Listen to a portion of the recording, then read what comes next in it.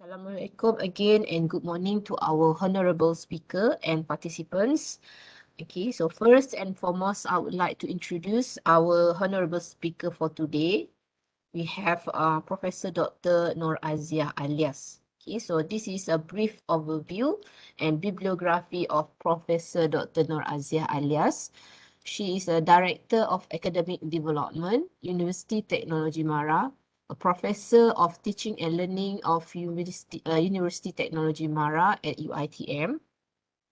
Currently, UiTM Director of Academic Development, has a master's degree in physics and a bachelor degree in the same field from Indiana University, Bloomington, and earned a graduate certificate in ODL from University of Southern Queensland, Australia. Her doctoral degree is in the field of instructional technology.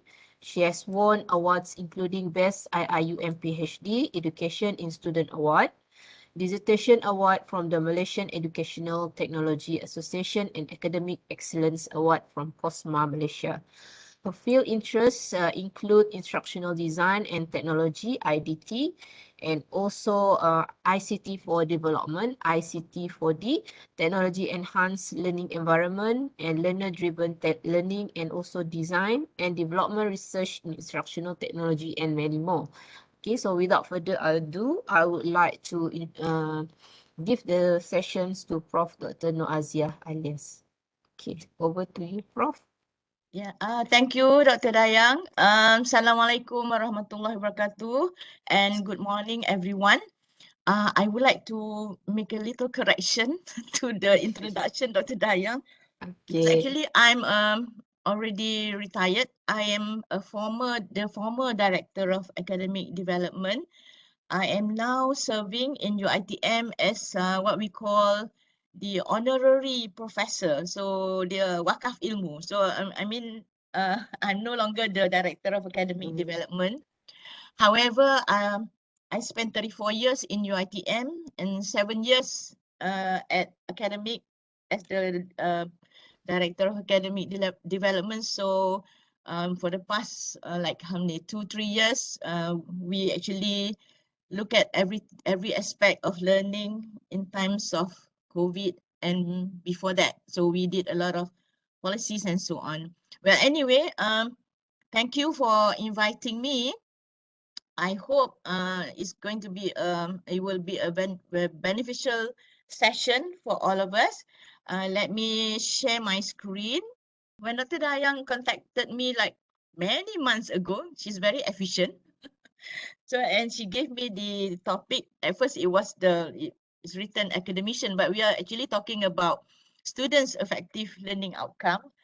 I felt compelled, I'm compelled to actually share this because this is something that most of the time we miss, the effective learning outcome.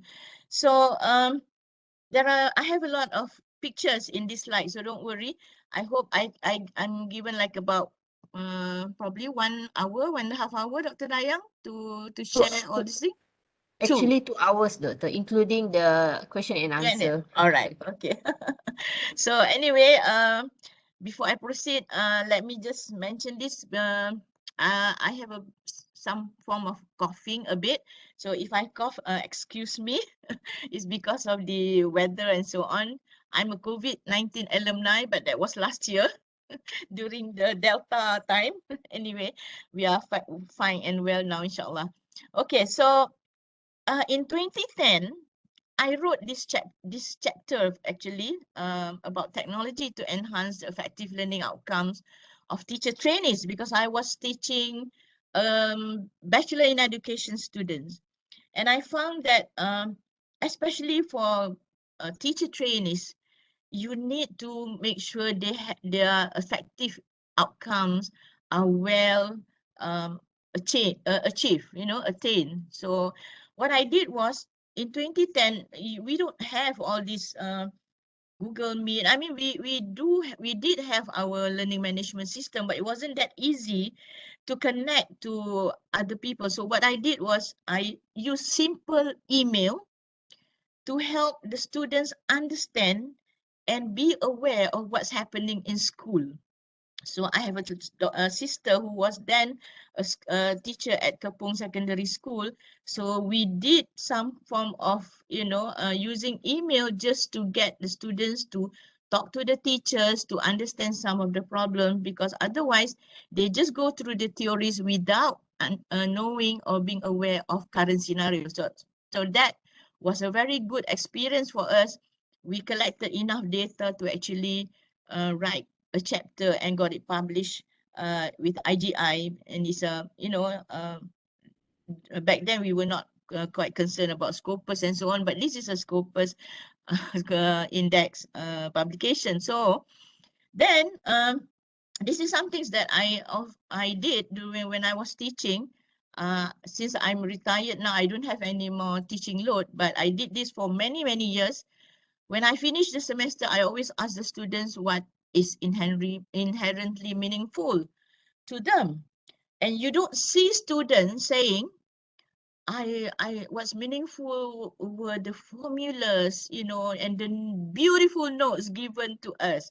They don't say that. They didn't say that. What they said was how they feel, when their competence were affirmed by the lecturer, so they like feedback. And I found that students are more driven on effective outcomes that will change them. So you can give them a lot of stuff, a lot of theories, a lot of principles, and so on.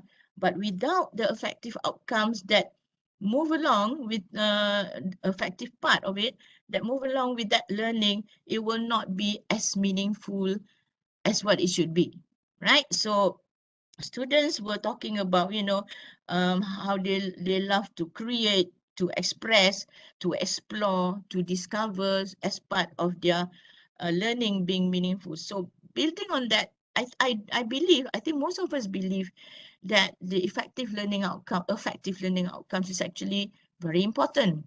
So what we are going to do today, since Dr. Dayan said I have like 2 hours, anyway, we are going to share, to divide. I'm going to divide this into like 3 parts, 2 parts, basically 3 parts. We need to understand what effective learning outcomes. We all know. I believe we all of us know, because we have our course outcomes. We do the MQA, we 01, 02, and that kind of thing. We are very familiar with what are the learning outcomes and the domains, right? But sometimes we don't take a holistic look at it. So I'm going to just go through that first, and then we go through some of the technology. Again, I don't think I have to talk so much about technology because for the past 2 years, I do believe you have been swamped and excited and so many things done with technology because you have to deliver during the pandemic. But we want to put together technology supporting effective outcomes. So how do we appropriate, or how do we use technology to support this outcome, right? So I would like to introduce or share with you what we call the ADAB model. This is something that I introduced in UITM before I retire. And the idea of packaging the learning experience of the students. We have many outcomes that we want to put together so that the students achieve, but we also must be thinking of how the students experience learning and actually achieving all these outcomes. And I would like to also share with you what we call a student happiness index, student happiness app that we developed for the students in UITM. So basically, it's about sharing thoughts and my experience. Uh, Maybe because it's a 34-year experience, so there are lots of things to share actually. Okay, but stop me at any point if you feel that it is very urgent for you to say something or to ask something. I don't mind. So maybe it will be more interactive rather than just listening to all what I have to say. Okay, so the first thing is, the first question is, when it comes to domains of learning, how do you see them? Do you see a lot of formulas in terms of cognitive, and you see of a lot of doing things, when it comes to psychomotor, and how do you put all these things together? You are the lecturer, right? So this is what is given to you. MQF 1.0 now has become MQF 2.0. You have the knowledge cluster, the cognitive competency cluster, the skills cluster in terms of work and functional skills. And then there is the personal and entrepreneurial skill and ethics and professionalism. So within this MQF 2.0, 11 of them, there are cognitive, psychomotor, and affective outcome, right? So you know that. So when we look at it, this is how you see it. I'm sure this is how you see it. People tell you go and see Blooms or Krathwohl or Atkinson, or there's so many people, right? Solo or whatever. So you can see, the different levels. So you put levels. You have for cognitive, you have all the 6 levels. Psychomotor also 5 levels, and the affective domain we have 5 levels. The point is, when you give them a theory, when they are thinking about something, do they feel? Do they have this sense of, oh, now I know something? I'm sure they do, right? Or when they are building something, are they not thinking? So actually, all these outcomes, they come together not in a separate way, right? So some people have placed all the outcomes in a diagram where there are intersections and so on. And people have put in social outcome as another category. Well, maybe we put it under affective, but there are people who has brought out social learning outcomes as a separate outcomes, right? What we don't want is for students to have cognitive learning outcomes achieved, but they don't quite internalize. That's what we don't want. So let me just show you this cartoon, right? This clip. It's about global warming, green day and so on, because this is just what happened even in my university. So you see, the earth said humans are strange. They waste resources and cause global warming throughout the year. But they try to compensate by turning off the lights for 1 hour on one day of the year. See? So it's what happened was, on one of those green day at my faculty a few years back. So the students were having a lot of stalls, selling recycled things and so on. So when I wanted to buy something, so I asked for, I paid for the stuff, and these students actually took the stuff and put it into a red plastic bag. So I was asking, isn't it Green Day, and you're supposed to understand what, the philosophy of your Green Day or Green Week is all about? You see, it's about internalizing and being, actually responding to that thing that we are, in this case, is the idea of sustainable and also recycling and so on. So we don't want students to have separate things, right? So Martin and Ragiluth in 1999, I brought this in because I used their categories actually when I did my research. They put affective outcomes into 6 categories: moral, social, spiritual, emotional, aesthetic, and also motivational. So actually, while you're teaching engineering students, they need to have aesthetic development because they have to recognize the beauty of certain things and to make sure whatever they create to have aesthetic values. At the same time, students, of course, they have to understand their own feelings, their, effective evaluation. When they look at the crisis, recently we have what? The Adik Bella crisis. We want our students to actually respond, right? And when it comes to spiritual development, this was from Martin and Regular. They have to have this connection with the soul, God, and all his other creation. So I really like this particular taxonomy or whatever you call it from Martin and Regular when it comes to effective learning outcomes. So we're thinking, how do we do this? How do we use technology? How do we use strategies, teaching strategies to actually cultivate some of these things, right? So that was in 1999. I feel it's very relevant still.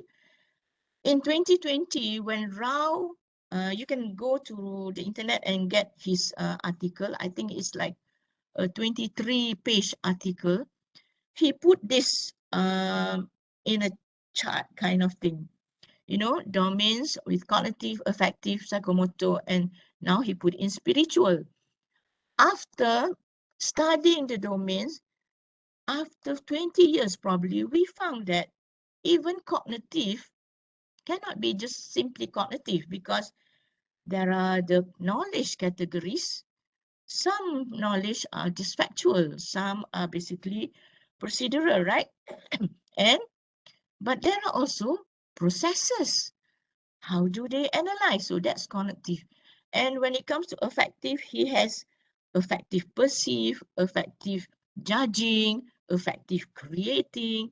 And when it comes to psychomotor, he also has psychomotor judging, psychomotor creating. So people are really working on the domains, on the outcomes, and refining them still. And Rao put in identity and integrity under spiritual. So why am I sharing all these things? Because when we talk about effective outcomes, actually it is not that simple, right? Now somebody has done this for cognitive. Probably for effective outcomes, we also have something like this. So you see, if you are so familiar with doing just the remember, understand, apply, analyze, evaluate, and create, you have to know that there is another dimension, the knowledge dimension, because that is the process dimension. And when you do that, and when you combine that, you get a very, how do you say it, a very rich learning that is supposed to happen, right? And you have to be, this, with this, you can see that the effective part is coming in, okay? Well, anyway, let's go back to Malaysia. We all know falsafah pendidikan kebangsaan. Let me just read it. See, it is a very strong statement. Pendidikan di Malaysia ada satu usaha berterusan ke arah memperkembangkan lagi potensi individu secara menyeluruh dan bersepadu bagi mewujudkan insan yang harmonis dan seimbang dari segi intelek, rohani, emosi, jasmani. Now they put in social berdasarkan kepercayaan dan kepatuhan kepada Tuhan. So you cannot be, actually a lecturer cannot be going into the classroom, into the lecture thinking, I'm just doing the cognitive part, because they all have to come together. Otherwise, your insan there will not be seimbang ataupun harmonis, right? So we want to talk about our students having kesejahteraan degree, right? So when it comes, let me just come back to the effective outcome. I would say this is something that I drew when it comes to putting together our FPK. Then now they have S actually, Jerry's, Jasmani, Emosi, Rohani, Intellect, and Social. And with that, effective outcomes will be that involve belief, behaviors that indicate belief, feelings, and attitude. So effective learning means they demonstrate behaviors indicating attitudes of awareness. Just now, I showed a video to Dr. Dayang for about berapa saat je kot, 3 saat.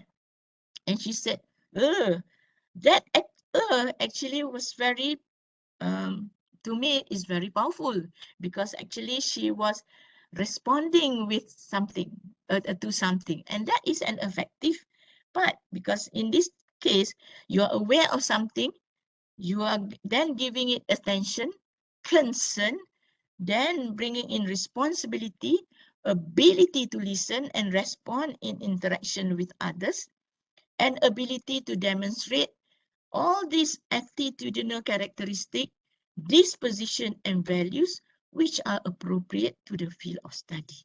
So if you're a teacher, that field of study is teaching. If you don't know what's happening in school, you are just understanding, let's take one educational psychology theory, for example, but you don't know how to probably apply it in school later, just doing it through some, theoretical or cases that given by the lecturers, it may not be enough to fulfill that particular outcome, right? So actually it relates to your values, perceptions, goals, and interests. So looking at this, it's not easy. I don't know how we have been doing it all this while. I'm sure you have been doing it, but maybe you don't realize what you have been doing. And in fact, some of these have been addressed well in your courses, right? So because when I was studying the effective outcomes of teachers back then in 2010, I was asking a few questions. Okay, in fact, the dimensions are pretty complex. There is this interpersonal between one person and another person, or one person and the environment, which includes social skills, empathy, building interactions, and much more.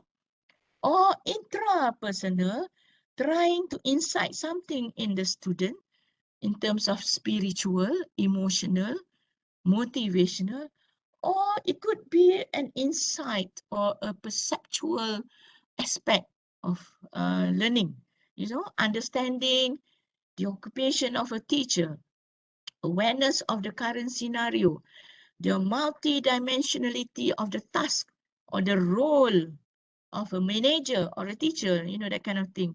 So all these are actually feelings, belief, and attitudes put together into effective outcomes, and it's very, very complex because you take empathy alone, take empathy alone, and when you put into the level of effective, just now we have 5, right?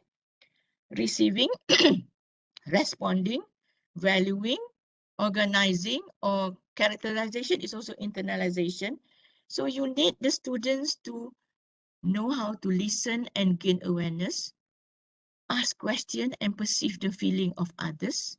First, awareness of the matter or problem faced by others. Understand the problem of the community. Accepts and value the significance of the matter, for example. Consolidate his feelings and understands the bigger picture of the matter.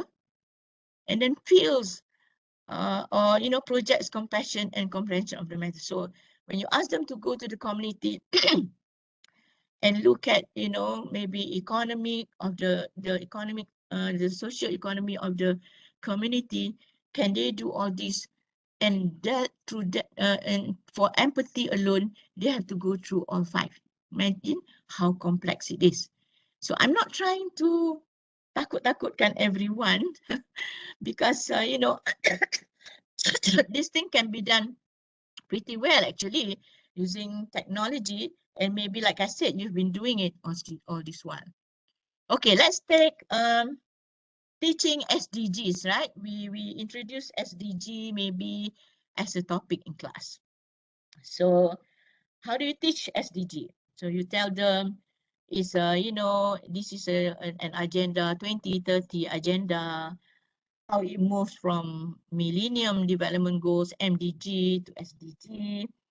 There are 17 SDGs. Number 1 is no poverty, and so on. Number 10 is reduce inequalities, and so on. And then you ask them questions on a test. For example, what is SDG number 7? Explain SDG number 4, and so on. So you can do that. That's one way of teaching, right? How do you bring them to a level where they can actually do more than just memorizing all the SDGs, right? Try this, teaching SDG. So I used this picture a long time ago in my class. I was teaching philosophy of science, actually.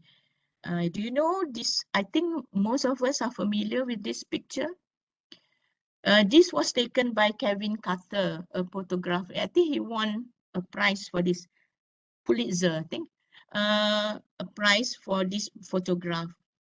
They were distributing food at a food center, and this child was trying to get to the center, but it actually is a she, was so weak that she fell to the ground. When she fell, the vulture flew down, basically waiting for her to die, right? Because vultures, they don't eat things alive. So Kevin Carter took the picture. He won some award for this, but a year later, he committed suicide because he was so depressed with the situation. So he wrote this: "Dear God, I promise I will never waste my food, no matter how bad it can taste and how full I may be." He thought it was a boy, so I pray that he will protect this little boy, guide and deliver him away from his misery. I pray that we will be more sensitive towards the world around us and not be blinded by our own selfish nature and interest. So if you are teaching the SDG and you start with this, I'm sure the students will remember that what it means to, and you know, what sustainable development goal is all about. And this is basically SDG number 1 and number 2, right? Which is basically no poverty and zero hunger. So it's just a simple technology. It's just one picture, but we choose a simple technology to just move the students from maybe level 1 receiving and probably responding, because after showing the picture, you will probably be getting them to ask questions and to get them to basically give ideas on how to address this in our own community. So that will go way beyond receiving. It will go probably up to internalizing in terms of effective outcomes. So we don't need sophisticated technology for this, right? So we can ask them to, we can get them to, we can challenge them, we can ask them to demonstrate, to discuss, to dispute, to justify, to resolve. These are all basically verbs common in terms of effective outcomes, right? So I'm not going to go through this. Like I said, you know all this. I'm just going to show you. Look at some of the verbs they use. Listen to others. You ask them to choose, to describe. The second part, responding, ask them to discuss, to perform, to label, to recite, things like that. It's almost the same, but it's a different way of responding, right? And valuing. So they demonstrate this value, this belief. They believe that we should they believe that we should help the poor, for example. So they demonstrate that. They come up with ideas to solve that problem, right? And they organize, meaning they actually have some responsibility to put together all these things, and maybe they formulate, if they can do that and actually believe in this, internalizing the values, then you are successful in pushing for the highest level of effective learning outcomes. So I have to show this picture because Atkinson tried so hard to put together the effective outcomes. So it becomes like a wheel with receive, respond, value organized there, and putting all the teaching, learning, assessment activities in order for you to understand how to bring in the effective learning outcome. So go find Atkinson. He has the wheels for all three, I think. So we can understand what we should be doing. So my task today, given by UNIMAS, is to talk about the technology. But of course, I cannot be talking about technology without we understanding the techniques or the other strategies as well, right?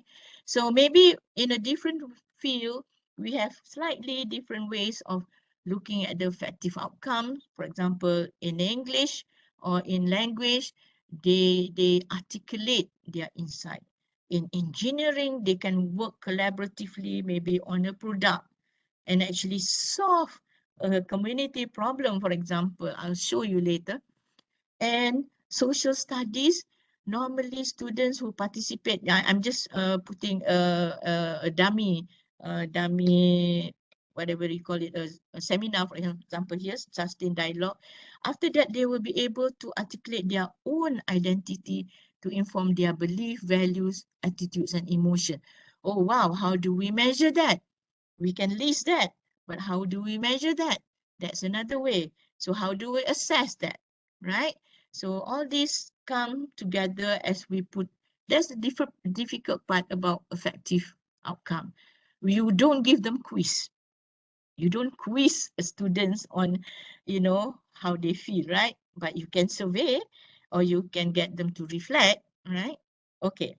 So I found this, actually, I have to thank UNIMAS and Dr. Ayang and team for giving me this topic actually, because it somehow rejuvenates my interest in this. Because when I look at this, is a very recent research by Wu, Kao, another Wu, and sorry, I don't know how to read this. Anyway, these people, they are talking about effective outcome. So what they did was they put all the effective level and the cost outcomes in into their what do you call it, a social entrepreneurship.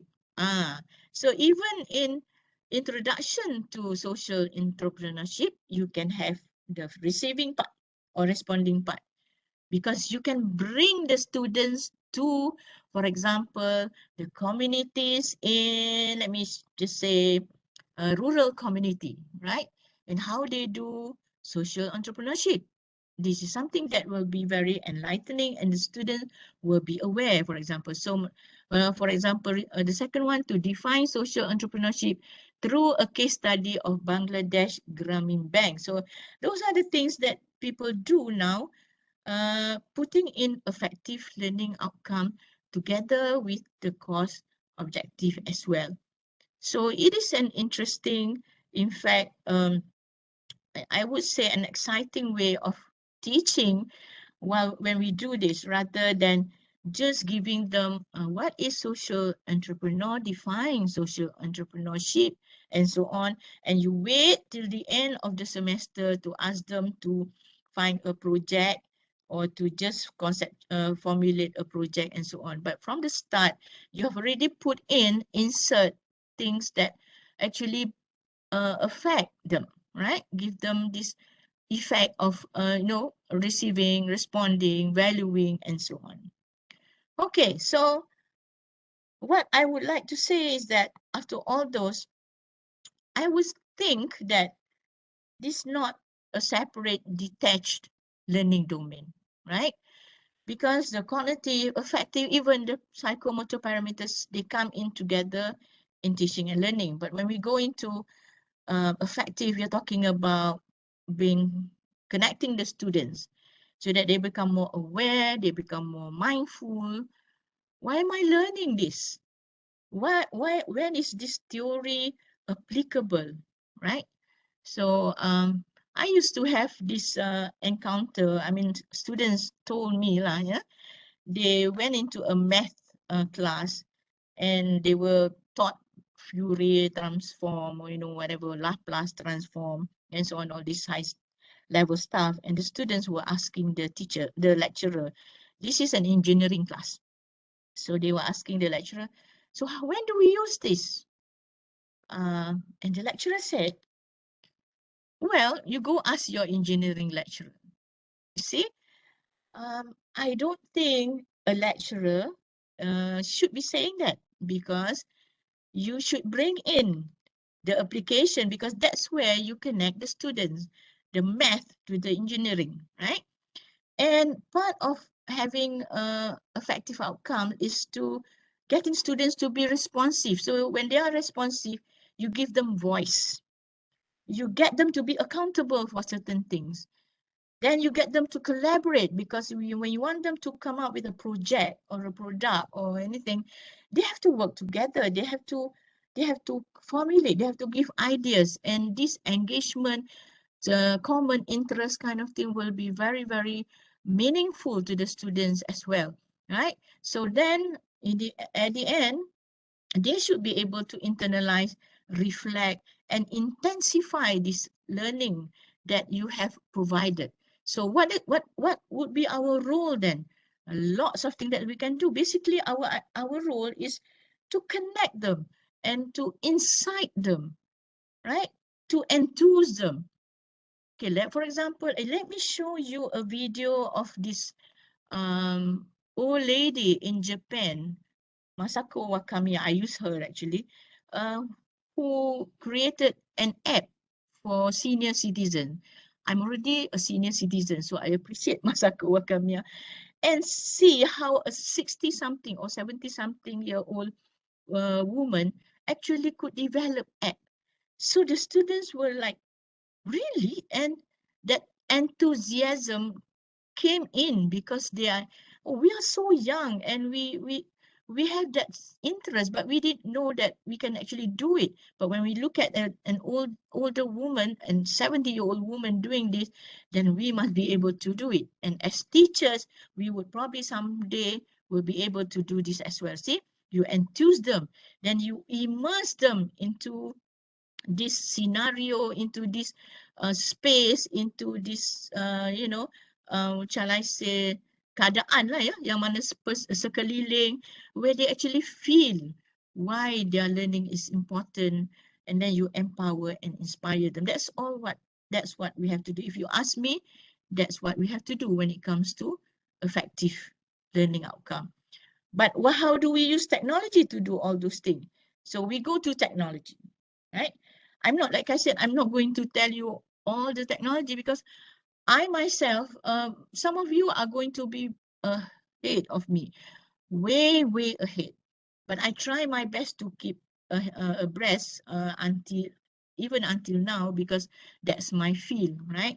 So when we look at technology, let's look at technology in the form of spectrum, right? From the simplest to the most sophisticated. So, and look at it within 3 categories: for content, for delivery, and for assessment. And we are going to put together technology for content, delivery, and assessment, so that we can create what we call their learning experience, right? So they experience this when they were trying to get the content. They experience something when we deliver differently, on the different platform, for example, and when we assess. So when we look at the spectrum, technology can be as simple as, remember that picture? It's just one picture. Or from the simple word to the PowerPoint. Of course, now PowerPoint can go beyond PowerPoint to PDF, to video, to Powtoon. Microsoft Word can go to Flipbook, right? And then there's the audio podcast. Audio can be pretty, how do I say, effective if it's short and not too long. But whatever is said is really meaningful, or the point given in the audio podcast is very succinct and precise, can be very effective. Video, of course, you've been using a lot of video. You narrate your PowerPoint, it becomes a video. You got video animation, you do screencasts, you all have books, and of course on the internet, tak payah cakap lah. We have websites, Web 2.0. Now we already got Web 3.0, and which is also related to the realities, wikis, blogs, and numerous apps, right? And when it comes to realities, we've got VR, we've got augmented reality, we've got mixed reality. So I think there are much more. You can tell there's simulation and so on, and you would probably know better than me, right?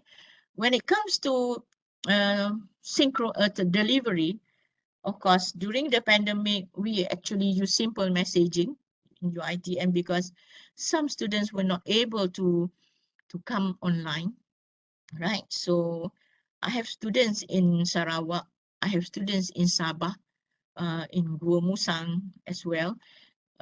Some we actually call, so it can be a way to deliver. Of course, at the end of it, we also have virtual labs. Have you heard of haptics? I'm sure you have. For those who have not heard of haptics, of course, you can Google. But for haptics, you can actually feel um, whatever that you are doing just through some, software and then connected to the tools, right? So haptics are used basically by music educators because students can learn how to play the guitar, for example, just by using haptics because you capture, let's say, the best of the guitarists and students can follow using haptics. There's also Metaverse, if you heard of Metaverse, right? People who do gaming knows Metaverse. And we are very familiar with our LMS. In UITM, we use UFuture, Google Classroom, and all this. So I think it is something that if you've done just to go through the technology. And of course, in assessment and evaluation, we can go from simple pics or graphic. We give them a flow chart. We can assess whether they understand the process. We give them a picture. We can assess whether they understand what is going on, especially in terms of social science. We do that a lot. Or we can go on to, using all the Kahoot, Mentimeter kind of thing in terms of quizzing, or we can have online gallery or showcase. My students last 2 semesters, these students are very good. They actually did an online gallery for my class. And then, of course, portfolios. You can have just basic Microsoft Word-based portfolio, but it can go to Padlet, Google Site, and so on, right? Okay.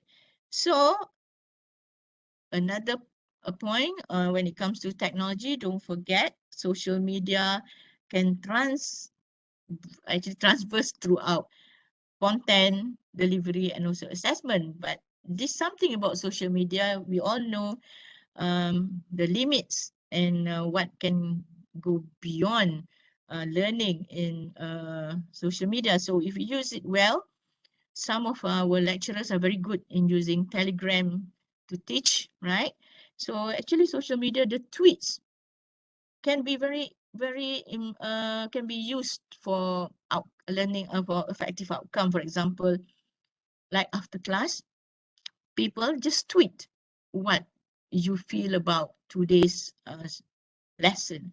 So they tweet in a very short sentence how they feel. So that is one way of using Twitter. Of course, you can use it. They will use it in other ways as well. But another way is social media will connect them, right? And they'll have a network and so on. A lot of sharing can be done. So it can be used meaningfully, right? So let me just show some of this technology. I hope you'll be able to see this. I tried this now. Okay. So this is video animation, the video that I showed Dr. Dayang. You see, this is, I did this during one of our session with dentistry students. So dentistry students, they study the mouth, right? So look at the video animation. Don't worry about the voice. You will not hear the voice, but it will show you, the students, what happens in, inflammatory reactions of the gum. Okay, goosey. So I'll just show you a few seconds. That is to me enough to incite something when you're studying this. Imagine that is your goosey. And look at all the bacteria and stuff swimming in your mouth, right? So, you see, what they did was they had all this video animation, and of course, you can do that too. It actually, the first part, the receiving part and responding part can easily be addressed using video animation, effective outcome. After that, of course, they go through the detail of understanding the reaction and so on. Okay? Virtual labs. This is a virtual chemistry. You can go to Second Life, you go into the virtual lab, and you can learn chemistry. You can actually talk to one of the doctors and so on. This is virtual lab, and it's already there. You can create your own virtual lab, actually. So somehow, going into virtual space excites students. And maybe because they get to somehow experience the learning, right? But again, I would like to caution when it comes to virtual labs and virtual space and Second Life, because especially when we go to Metaverse, because students can go beyond that. But this is this particular virtual chemistry lab was developed by, I think, a school or a university. So it is very, very academic lah, right? But if you go to Metaverse, this is where people do game, right? Look at the picture beyond. The students are actually learning Euler number. Where are the students? These are the students. They come into the space as using their own avatar. So masuklah, you nak pakai baju apa pun boleh, right? But you know, this is Nur Aziah, next to you is Dayang, and so on. So you can actually speak to Dayang, you can actually talk to another person, you can concentrate on the on the lesson. So they do this. And I share this because a lot of this is going on at the moment. So Facebook even now committed, at least he said that Facebook committed 10 billion in 2021 alone to the metaverse, because metaverse, they use headsets and microphone, mouse and movement, so you can actually feel. You see, so this is a very it will happen in the future. It's very immersive, and of course, it's going to incite a lot of effective outcomes as well. So one of the ladies, I followed one article on the web. One of the ladies they interviewed this person. So she said her son's birthday party this year, she did it on Roblox. I think you have heard of Roblox, right? Roblox. So the party was on Roblox. Basically, they don't come to her. They didn't come to her house. They all went to the birthday party in virtual space, bringing their being their own avatar, and they actually interacted in this during the birthday party. And she said the kids like it. I'm not so sure we want to do that a lot because we still have that human thing. But anyway, but these are the things people are doing. So maybe we can do this with our students and students from overseas, because we don't get to be with them, but we can actually bring them to this particular platform where they interact and learn with each other. Okay. So don't ask me, I have not done this. The farthest I went before before I retire was augmented reality, but not this particular platform. But you have that, right? So let's get back to the ground, right? There are also tools for the intrapersonal thing, tools for enhancing regulation and motivation and supporting well-being.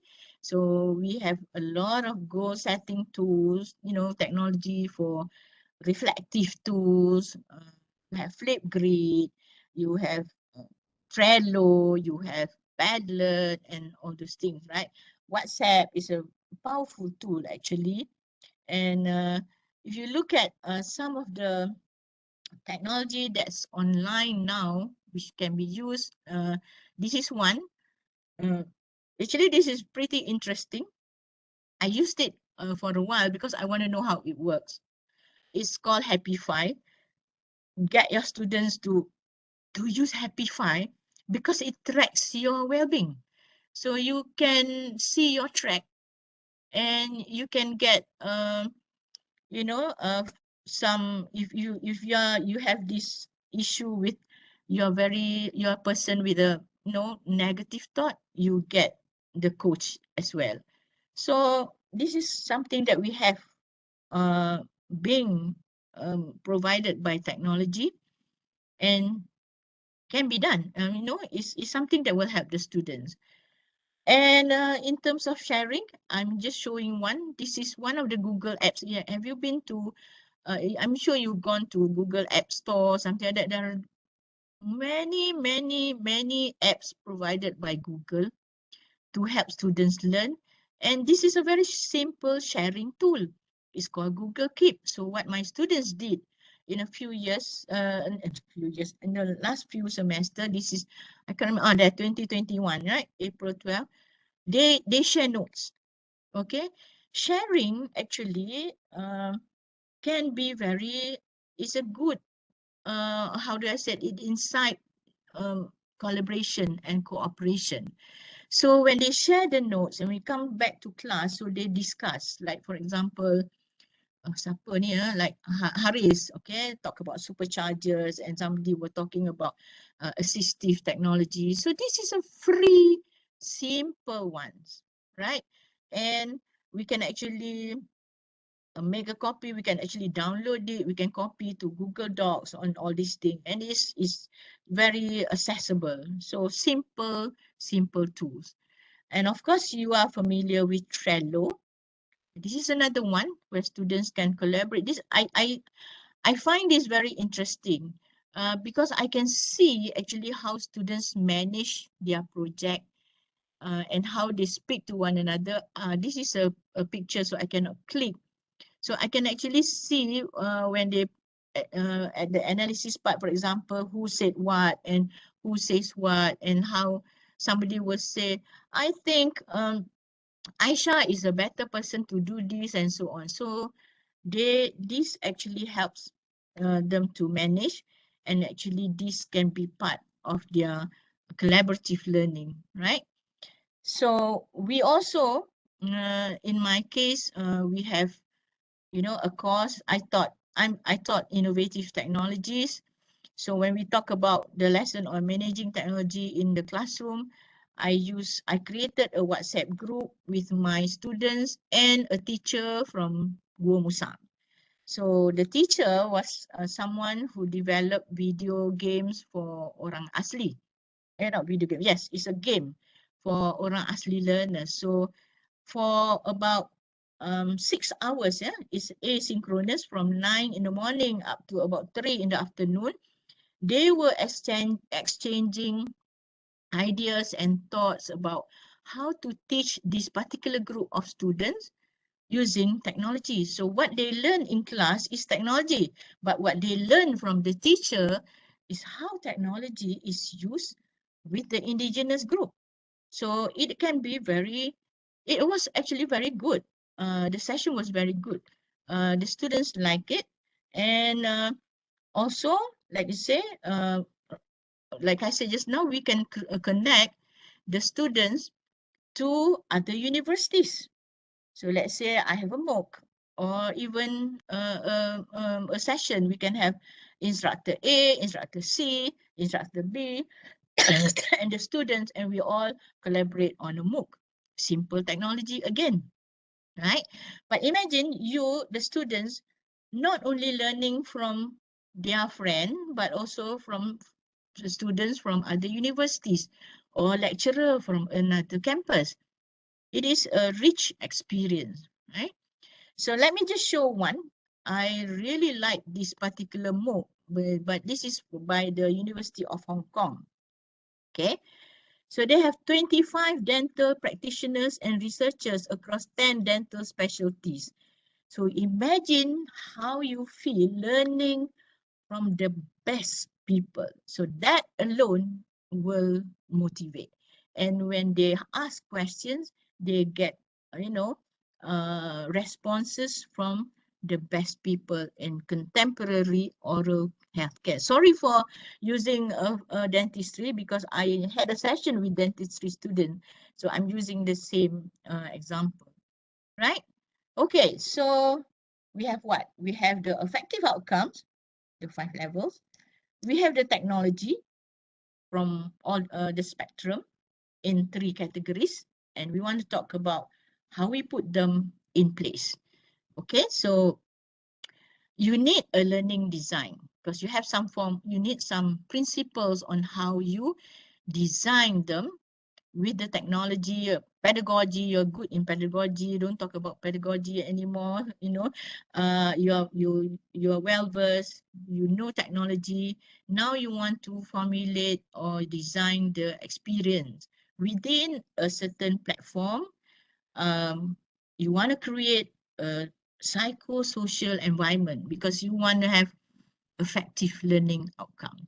So you need some form of collaborative, active, and authentic. You know, students will feel more, will be aware more, will respond more when it is like it, let's say, when they can apply it in their life. So you can come up with all the, you can reach Bloom's or Krathwohl or Atkinson or Ragaloo Martin or whatever learning outcome, but the important things are all these bold uh, uh, letters that I put in. How to bring technology in so that you get this. All right. So if I may, I want to share what we call the ADAB model because we want to talk about Adab actually. Funny thing, but anyway, never mind. Okay, we actually put in Adab in our education 5.0 at UITM, and this was in 2019. 2019, 2020, 2021, 2022. So it has been a few years. And some people actually internalize it, embrace it. Maybe some I have not heard of it. Anyway, so what we are saying is that we believe that people should know, students and lecturers should know one's proper place in relation to another human, in relation to the creator, in relation to the environment. And when we know our proper place, we take the proper and right action. So we appreciate, we appropriate, and so on. So when we formulate Adab model, we use the knowing the proper place. So we put in connectedness because remember the effective outcome that we are trying to put in: connected, respectful, mindfulness. While they are seeking and applying knowledge and looking, reflecting on it and valuing it, we put all these 3 as important. So we come up with the ADAB model. What we are trying to say is that when you teach, for example, you teach math, right? So we Muslim, we will bring in a lot of mathematical miracles of the Quran, right? Lots. There are lots. Even math in nature, there are many stunning ways of math in nature. So the Fibonacci spiral, for example, but if you go into the class, not connecting students to all this, they only see math as numbers, right? They don't see the connection to nature and to their life. So for example, and then you bring it further to math in other fields, in the economics. Even we also have now the mathematics of smile. COVID-19, we have mathematical modeling and so on. So we connect. That's important, right? And even in our everyday life, I like to use the recycling thing. When you look at the sign for recycling, there's math there for people. I know there are math people here. It's about the Mobius strip. This about topology. So what about the Mobius strip? Is there an end? If we were to move an end on a Mobius strip, will you find a penghujung? Ada kan? And so on. So these are the things that we do when we teach math. We connect them first, right? So in our ADAB model, there are lots. It's about doing some analysis, design and deliver, assess, and we put in build in belief. It's not totally new if you're familiar with many instructional design models. But if you notice, all these highlighted sentences are basically effective outcomes, right? We connect them to, we make sure the lecturer is aware or staying abreast of current advances in the field or community issues and challenges so that they can design this into the students' learning. So students are connected not only to knowledge, to people, to environment, to the creator. They are aware to the world and workplace. They learn in context, in the real world, and the lecturer deliver in a respectful learning environment. That is very, very important, right? And we evaluate engagement. We don't just evaluate what they write in a quiz or what they do in the test, but we evaluate engagement, involvement, interaction with knowledge, with people, with the environment, and so on. Probably a little bit difficult is to espouse values and to get them to have this strong conviction. Oh, I'm learning this. I can do this. I can bring it to the community.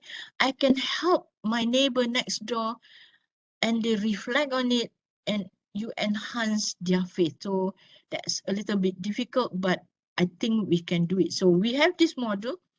So I'm going to show how we bring in technology.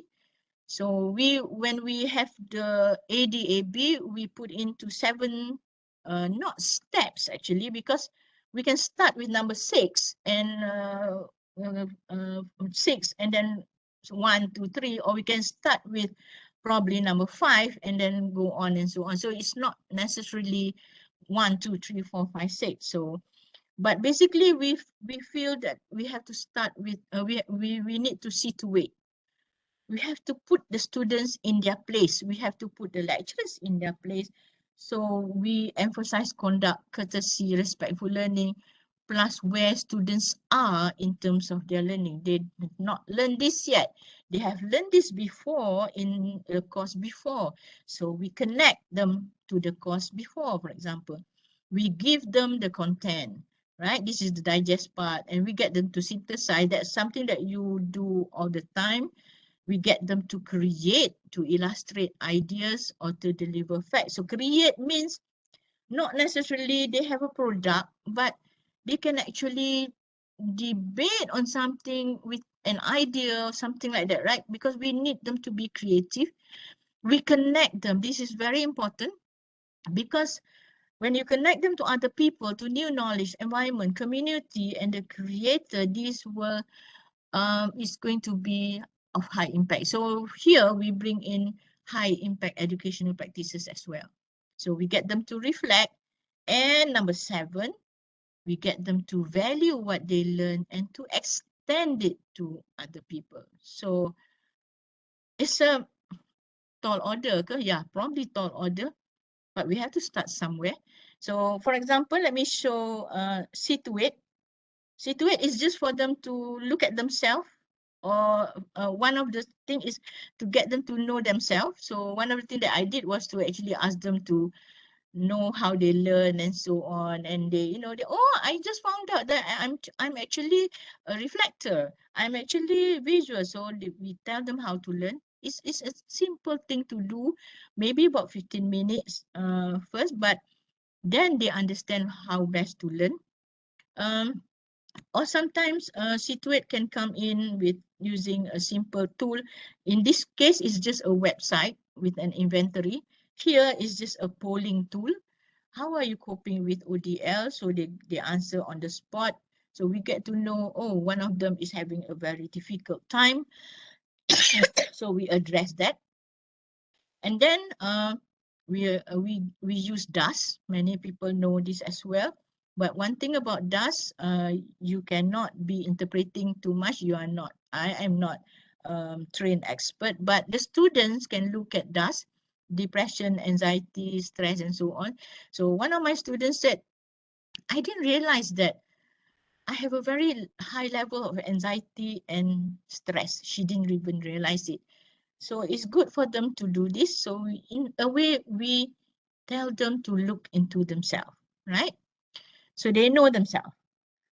Then we can also situate in terms of this cognitive, but it brings in some affective aspect. You use humor, right?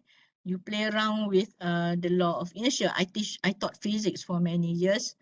I use a lot of cartoons, I tell you, when I taught physics, because I found that students, they somehow open up, right? So we can talk about using Garfield, or even there are many, right? Simple technology again. When we get them to digest, of course, you have a lot. You have your own video, you have your ebook and whatever. But a simple concept cartoon, it's a concept cartoon, will actually get them to discuss, or to actually talk to each other. So I'm saying, what do you think of this? Will the mass decrease or whatever? So we can do that, and students actually will suddenly, lah, is that so? While thinking, they also become more aware and actually respond, right? Creating, this is another one. Home experiments can be very good in elevating students' affective outcome, because they have that, what do you call it? That eureka moment. It happened, right? That is effective, right? So all get them to do some uh, infographic. They like that too, but it's a creating in terms of physics and connect. So after you've taught the momentum and so on, you've given them all the formulas, and then you bring in the story of SpaceX, for example, Falcon 9 rocket, because when we talk about momentum, we teach them rocket, and then you give them one problem, one small question. Space exploration is expensive. Then you ask them, don't we have more pressing problems to solve on Earth? Now you get the students to respond, to think. They think, and then they receive and respond as well. They feel, lah, why are we doing this? Maybe some of them will be, some will be very intelligent enough to say, oh, we need space exploration because we need to understand communication and so on. But, these are the things that we can do to connect them to what's happening in the world, and then to reflect. And that is very much effective, right? So this is what I want to show when it comes to extend. This is a website. It's called Engineering for Change. It's an interesting website where people come and join, where where you join the conversation, or you join the program, or you join the project to help build, or to help come up with, to solve the problems of community all over the world.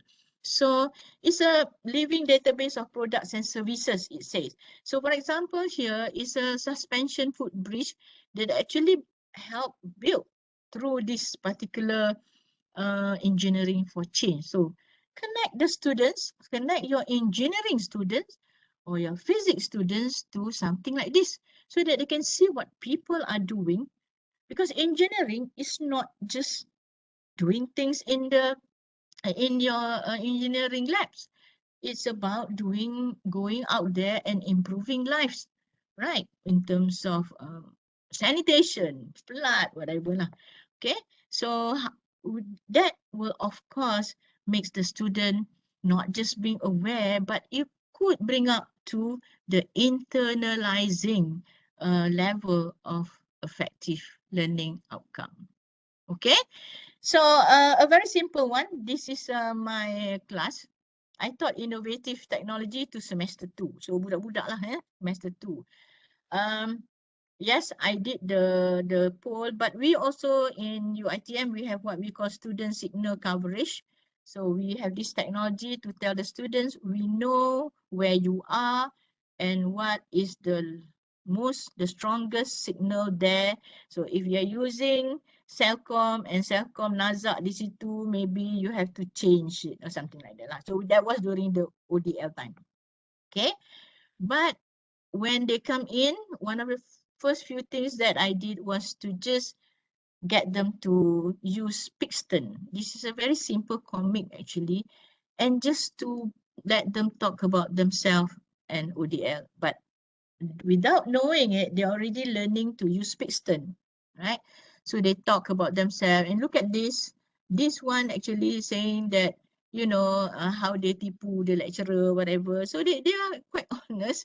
And then by 4 p.m. in the evening, said, oh, I should have attended the class. I hate myself. So it's a simple tool, but students become, when they try to put their feelings or what they you know, their grouses or their concern in a comic, they inadvertently become aware, right? So then again, to digest and synthesize, when we use all these tools, like even a map, this is a map, this is a mind map. But we do this. We give them a situation. Okay, I want you to map out a lesson for rural indigenous kids in Gua Musang. Right. This was the semester when I invited the teacher from Gua Musang later. Right. So when they map out, they learn about they try to learn about kids in Gua Musang. So they actually went to the website and they talk to people and they put it in a map. So it's a technology, very simple technology, but I got very good maps given by the student, right? So some actually put it on PowerPoint when they try to develop, even design for adolescent in Felda Kemasol, for example, Tria. Why do I do this?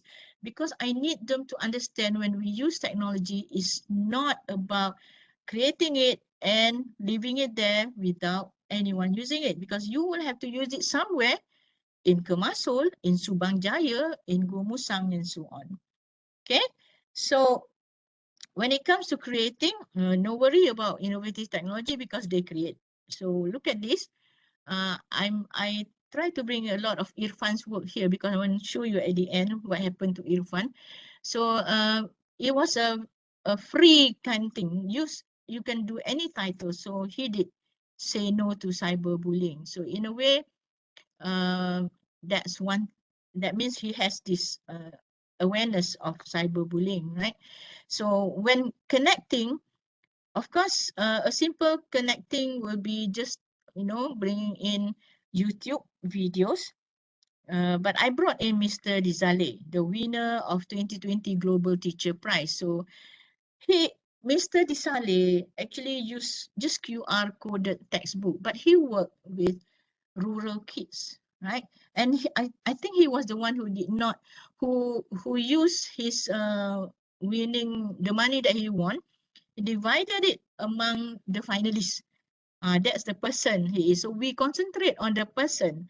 So we talk about him, and the students actually, you know, they not only they know about Mr. Disale, but it moves them, right? And another one, maybe you know this, teacher Stephanus, oh no, you are from, sorry, you are UNIMAS, sorry. Teacher Stephanus is from Sabah, and he's a music teacher.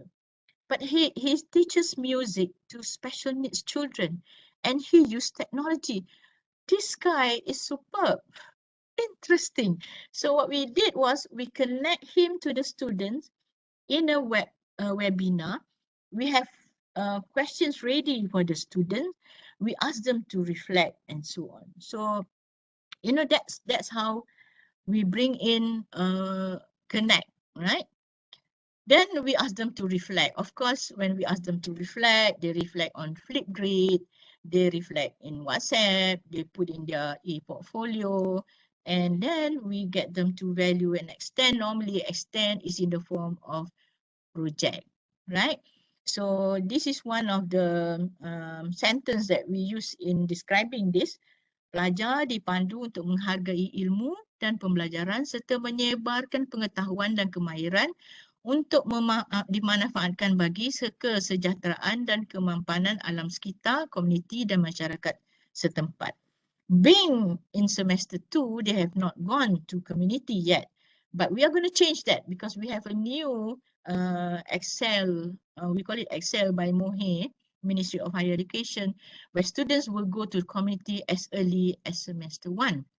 So being in semester 2, what the students did was to use communities that they have access to, right? So in this case, they did a teaching aid to teach aerobic capacity for physical and health education syllabus, right? So all this, the reflecting, the whatever they do, normally we put it on something like, I use Padlet. The best thing about Padlet, this is a technology that that a simple technology, but the students can actually see what they have done, what they have shared, what I have shared, and so on. And it is a full, how do I say, a full page of stuff that they have done, and it can be very, very fulfilling. Okay, so this is one of the things that we did a lot during the pandemic, and still they have it still. We call it the global learning group. So they connect students to people from overseas.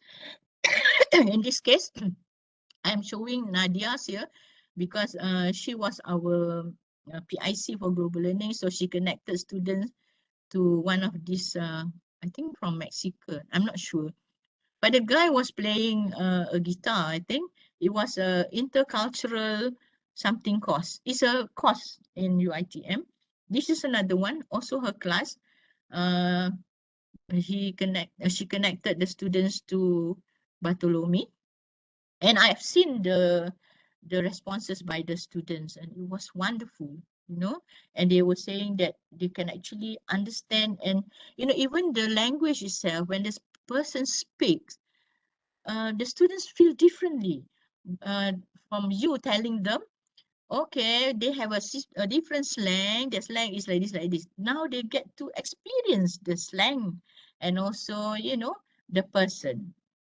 Okay, so in terms of extending, we do have this in 2022. I hope it will come up as full-fledged, but we need a platform for this where students get to extend what they have learned to on campus, not outside, on campus, so that they can, you know, straight away go do get research opportunity, go do campus volunteering, go do campus internship, because we, UITM, we are very large. So students in Shah Alam can volunteer for UITM Sarawak through online or do work study, field experience, and so on. Okay, so extend can also go beyond campus, still online, but they can go to UN volunteers, for example. Have you seen this one? Maybe you should go to UN volunteers and volunteer yourself. This is volunteer, no money involved, but you get to work with foundations like UNCHR and so on. So some of the things that they are asking volunteers for are things that your students can do. For example, creating infographics or editing, something like that, right? Or translating if they are good in other language. Okay, so it's 11:20. I'm just going to consolidate everything. Imagine in 1995, Clay Butler here said, he already see this, that one day We were born through computer. We get to learn from the internet, you know, nutritious meal, learn how to ride a bike. But when it comes to values, he had a blank screen, does not compute. But maybe we can seek to differ because there are lots of things that we can do, but we need to package it, right? So let me just show you a few things that we did, that I did in terms of packaging the experience. So for example, we have 14 weeks, so I had to teach presentation tools, video, what about taught them about ODL, flip learning, and MOOC. So what I did was I told them this is how we're going to do it. We are going to have a you're going to develop a video. I'm going to teach you some video, you know, develop products, whatever. And then for MOOC, you are going to experience learning a MOOC through a MOOC. So you're going to register at edX, Coursera, I think it was Coursera. And then you're going to do some other things as well. So this was what they did. Okay, they developed the video. We showcase it on test, blank space, if you've heard of that. We get them to review each other. Okay, and then we submit all the videos that they developed to our university. That time had a competition, amazing reads, amazing reward. So the video that they did was on this ebook that they read. So they didn't win, of course, it's okay. They didn't win the university level, but I give them some prize lah. But you can see that the excitement to develop the video and to put it up for competition and to actually get your student, your friends to help improve it, and you know, something like that is very rewarding. And at the same time, they have achieved their psychomotor, practical skill in developing videos, and also they learn about the ebook is about flexible learning and something like that. So the ebook was on online distance learning, online learning, and flip learning. So they actually, we put it together, consolidated, right? So when they register for the MOOC, I told them to register for only 2 weeks because I don't want to burden them. Go 2 weeks and then you can leave. It's not a problem. So somebody, no, week 1, I think 2 weeks, yes. So somebody was following and said, I've completed week 1 of the MOOC. I love the topic so much that I can agree to certain things and so on lah, yeah. And then somebody, okay, sorry, Prof, but after our last class, I simply continue learning for the week 1 and so on. And somebody said, engaging for myself to learn something instead of simply finishing the task. I'm actually applying some of the techniques, right? So one of them actually said, I have a feeling, I have a strong feeling you won't assign us tasks that wouldn't benefit us. And I think that it is in itself is already an outcome that I was hoping for, right? When they go through MOOC is about learning on your own, not being told to attend class, to go to class at 11 to 12 and so on. So one of them, I'm just going to show Noh Shahila. She learned the MOOC and she took a step further and finished the MOOC. So she got certification from McMaster University and University of California, San Diego on this particular MOOC, which was by Barbara Oakley. If you've heard of her, this professor had 2 million people enrolled in her MOOC. And Shahila finished, right? Of course, I assessed her through her e-portfolio, but a few months later, Shahila called me after we finished the semester and said, not called, sorry, WhatsApp me and said, Prof, look, I registered another MOOC with another university. So what happened was she went beyond. She self-directed her own learning, which I would say is about responding valuing, and actually internalizing all those effective outcome, right? So another one is how we package technology issues, technology tools, and Microsoft Word. So that was what I did with the Pixton comic. They talk about themselves, how they are depressed at home and so on. That was a Pixton comic. So they learn how to use Pixton, and then I showed them a video of Masako Wakamiya, like I told you.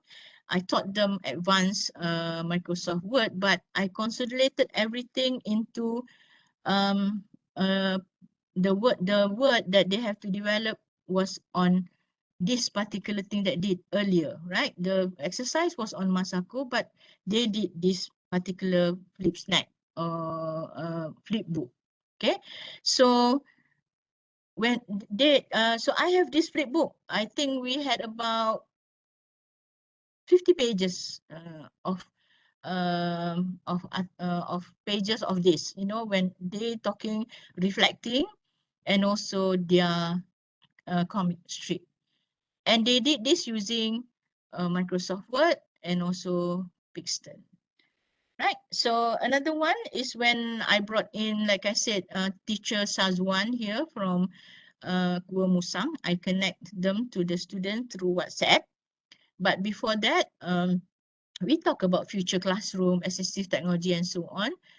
Get them to go for an online treasure hunt, very simple technology.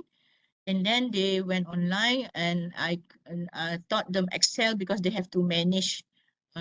Basically, it's about managing technology, right? Managing learning, sorry. So when I did this, one of them actually said, Assalamualaikum Prof. Alhamdulillah, semoga Prof whatever ya. Saya boleh bayangkan suasana dalam kelas macam mana if I could hug you. Dah lama saya hug Prof, dah merapatkan silaturahim antara saya. So actually, they enjoyed doing this and they learn something. So this was the clue. I spent almost like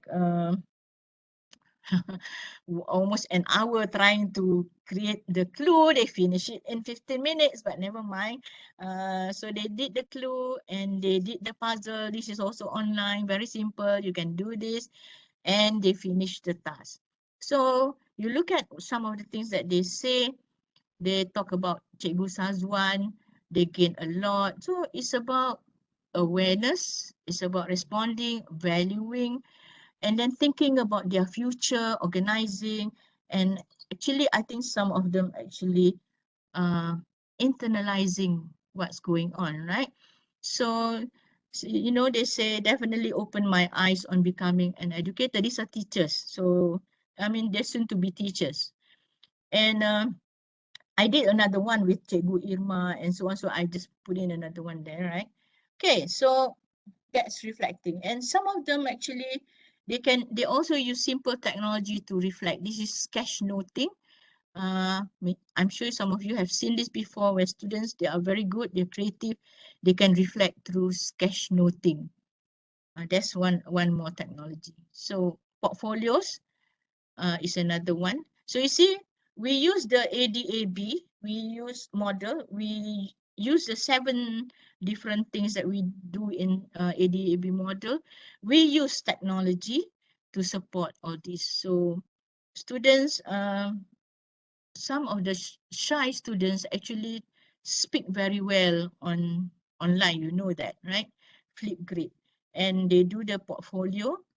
And we in UITM, we have what we call job shop, which is actually e-portfolio that they start early in semester 1 up to end of their studies. Okay, so this is I want to talk about Irfan just now. Irfan actually started out gave me excuse. He had to go to Kuala Terengganu lah, cannot be online lah, whatever, right? So a few weeks ago, he WhatsApp me and talk about himself. Said used to be problematic person.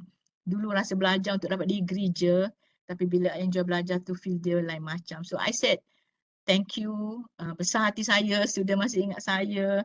InsyaAllah see you on campus. And he said, welcome Prof. Prof macam ibu kita orang dah. Of course kena tanya sama. So I think emotions can both enhance, but at the same time interfere lah with learning, depending on which ones are driving or coloring the experience. So I like this line by Osika et al. In 2022. It is not a detached or a separate process. Okay, so I also had this a few semesters back when the students were talking about how bonding between group, being responsive towards one another, expressing my idea towards in group assignment, building connection, bonding and working in group, and manage to learn and so on. So it's about being responsive, being connected, and being aware, which was on that tree that I drew just now in terms of effective learning. All right, so this is good. I target 1.5 hours. This is our happiness index application for students. We started this semester.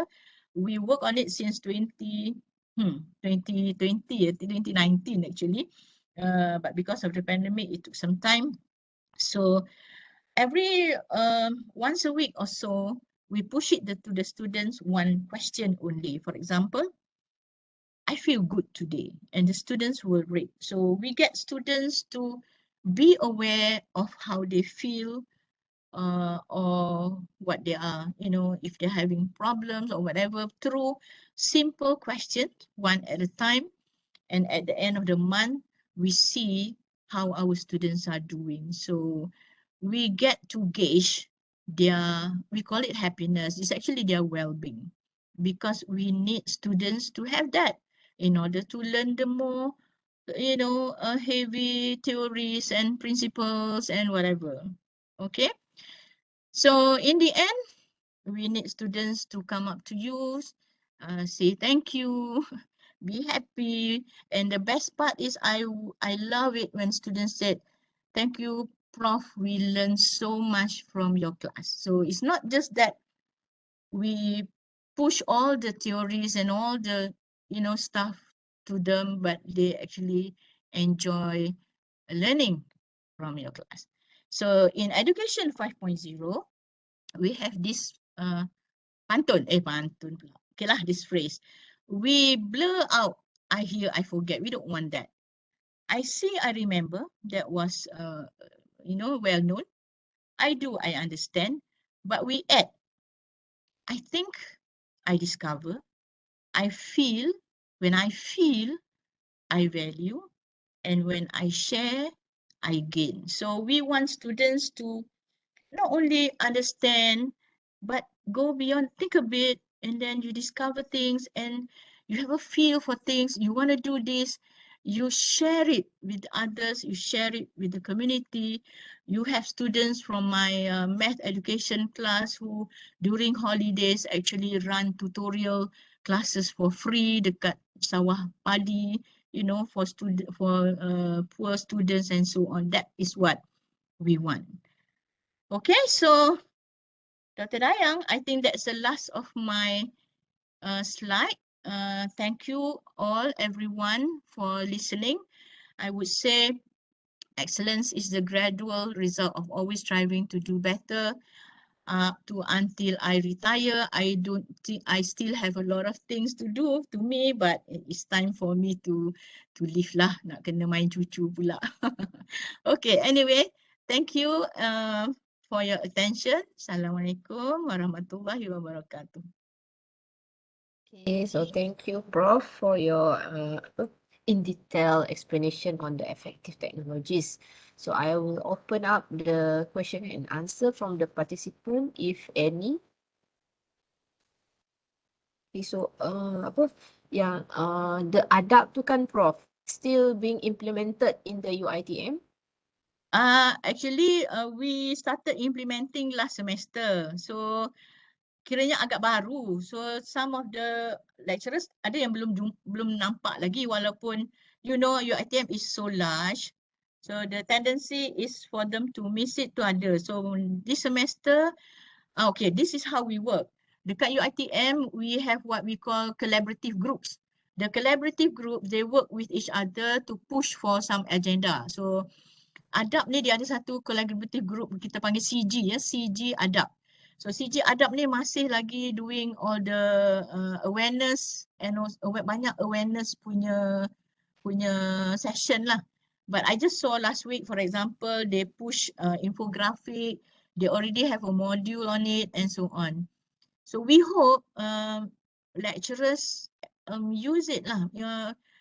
Kalau tak use kata apa diligently semua benda nak tu, at least understand why we come up with that model, because that model is all about embedding the affective learning in together with the cognitive and the psychomotor part actually.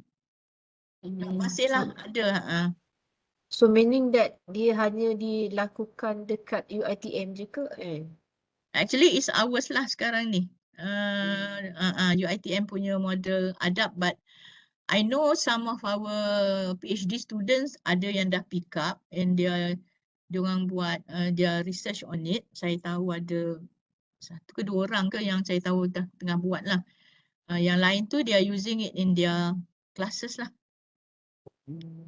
Okay, Prof. So normally we have a good feedback lah from the students regarding the techniques that used in the class, right?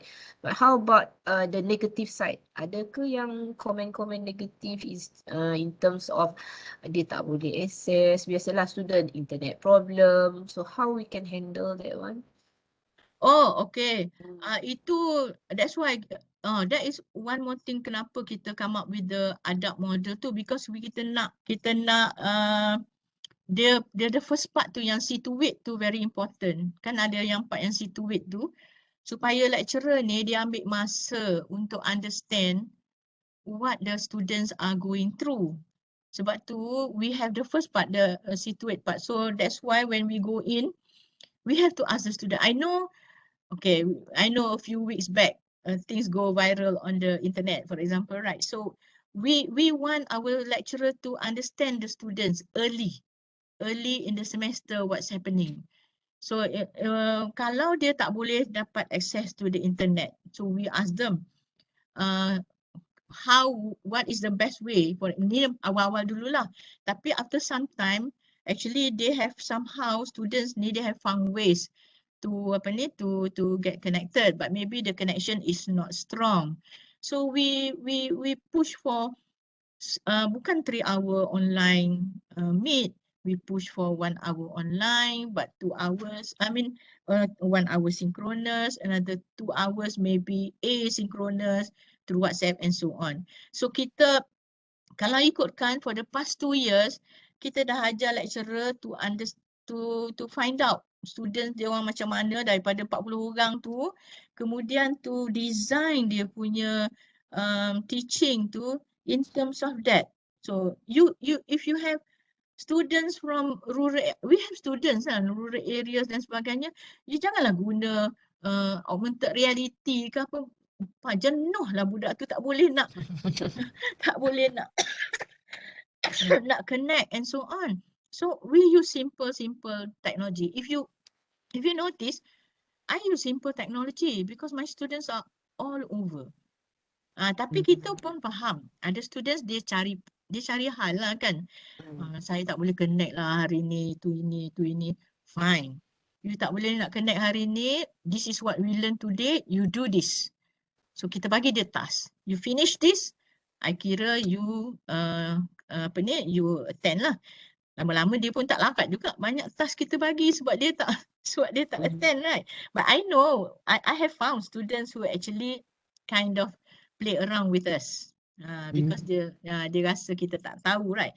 But we can sense lah students who are really having problems getting access or connecting, and those who tak berapa. But that should be addressed early. Kalau half of the semester kita masih rasa nak irritated dengan this particular student, then we as lecturers will not be happy pun teaching. So How saya, about yang yes, macam yang kelas lebih daripada 100 students, how we can manage? when you have more than 100 students, do you have a separate discussion section? Tak ada rasanya. Oh, okay. So in our case, kalau yang lebih daripada 100, okay, saya ambil satu contoh lah yang apa ni, agama they have many, 300 ke macam tu. Yes. So what they do was dia orang buat YouTube live. So they get the best of the lecturers to deliver. And then the best part about that YouTube live, dia broadcast sampai semua universiti. So at one time tu saya tengok ada 6,000 student following that lesson. After the YouTube live tu, ada the groups are divided into the whole berapa ratus tu divided into groups to be managed by separate lecturers. Supaya lecturer tu ada maybe dalam 30, 40 dalam satu group. So dia mungkin boleh handle 2-3 group. Tapi different lah. Bukanlah satu terus.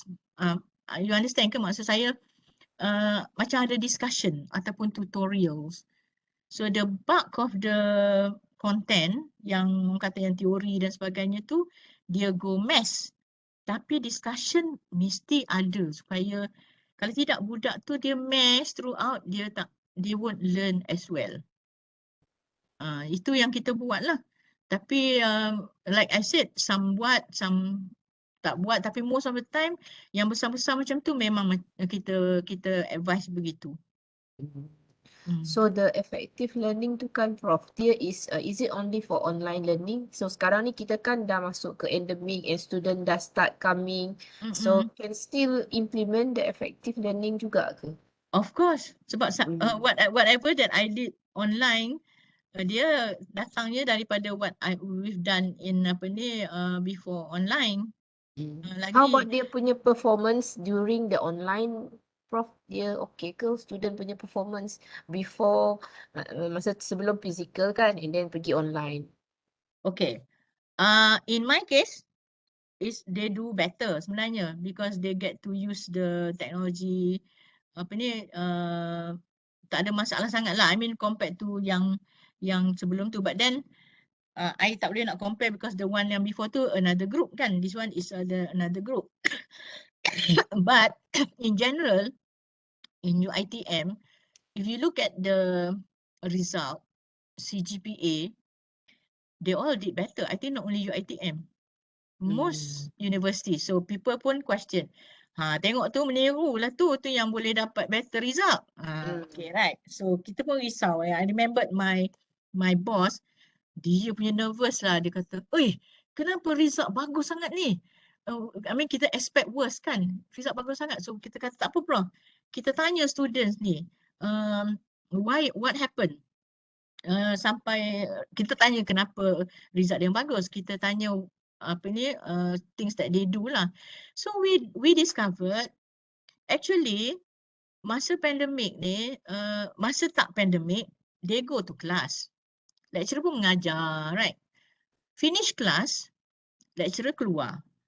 The content, lecturer tak letak online. For those yang tak guna LMS, lecturer bawa balik dia punya thumb drive, whatever. Lepas tu, then dia datang lagi next week, lecturer ni. Lepas tu dia tanya, you ingat tak apa saya ajar last week? Of course lah tak ingat. Right? Okay. But during the pandemic, because of the videos, because of the videos and the recorded videos, students get to use to look at it over and over again. That was what the students said. They get to repeat the videos. And so in terms of the cognitive part, they tend to understand better. That's one thing. And we asked them, what are the factors that contribute to your performance this semester, for example, kan? So kita suruh dia rank. Interestingly, yang ramai-ramai yang dapat good results and so on tu, dia rank lecturer as number one. So actually, there were some effective thing going around because students dia appreciate lah lecturer ni terkial-kial nak mengajar first time guna Google Meet dan sebagainya. Dia kesian dan ada anak kat belakang minta makan nasi dan sebagainya kan. So that was what they were saying. Tapi berusaha juga to get them to learn. That was what they said. So the first semester, most of the students said that. So second semester was a lot better, but during the third semester, masalah dia ialah students dah penat being online. Itu saja. Diorang dah sangat penat, especially yang dari awal online tu, dia dah penat, dia dah tak larat. And they have discovered if they go do Grab, they get 2,000, 3,000 a month, so they get distracted. So I have a student who went into gaming and found that actually he got paid. He got paid to be a gamer. So dia dah terfikir nak drop out. So our students are also discovering all those things. So a lot of things happen in the past 2 years. A lot of lessons learned sebenarnya. So for us yang do our job well, I think kita dah buat amal yang sangat baiklah sebab kita telah memandu pelajar-pelajar yang terkapai-kapai sebenarnya pada awalnya. So tapi kalau yang tak nak belajar tu nak kata apa kan? Okay. Okay lah, Prof, rasanya tak ada kot soalan lagi and Prof pun dah habis dah suara nak cakap. Tak ada. Bulan puasa ni dia kering. Okay, so I wrap up the session for today. So thank you, Prof, for the insightful and informative sharing. And so we will conclude our workshop for today. So we hope that all of the lecturers find this sharing is valuable for you to develop your own teaching styles. So we hope that you will be getting some inspiration to conduct your teaching and learning. So thank you very much for your time and participation in this workshop. Thank you and Assalamualaikum, Prof, and selamat berbuka puasa. Yeah, Waalaikumsalam. Thank you everyone for your attention and for the time spent 2 hours listening to me. InsyaAllah we'll do our best. Selamat berbuka puasa to Dr. Adayang and everyone fasting. Thank you. All right, all the best.